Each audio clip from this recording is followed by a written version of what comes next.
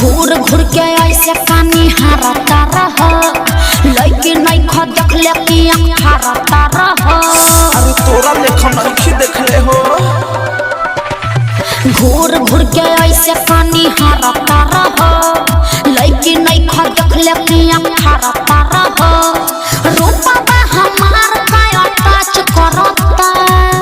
सुना ना उठा ललिया से ओढ़निया तोहर मैच करता। उठा ललिया से ओढ़निया तोहर मैच करता। उठा ललिया से ओढ़निया तोहर मैच करता।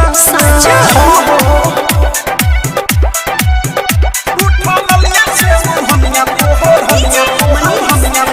मैच करता।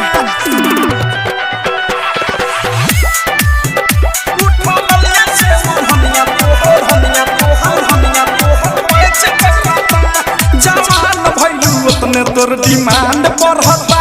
अरे सोनावा के पानी जैसे पानी चढ़ता।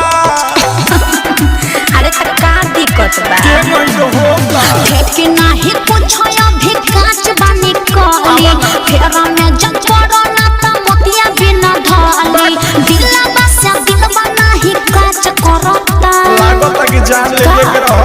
उठा ललिया से ओढ़निया तोहर मैच करता। उठा ललिया से ओढ़निया तोहर मैच करता। उठा ललिया से ओढ़निया तोहर मैच करता। अरे ठीक है बा उठा ललिया से ओढ़निया तोहर मैच करता। डायमंड रिकॉर्डिंग स्टूडियो छोड़ा ना मैच करता। सोचता रु कथी तू अलता चला हो। लाभ वाला लेसन के पढ़ाई कला हो। देखा आलतू फालतू बात मत बोला। तोहरा के देख के छोटा जाता। देवी अवर फेस फेस देखे चला लाचा बीक के विशाल बच्चा जाई से तू बाचा अनुराग बादशाह नहीं बच करता। अरे गजबे के मैच करता।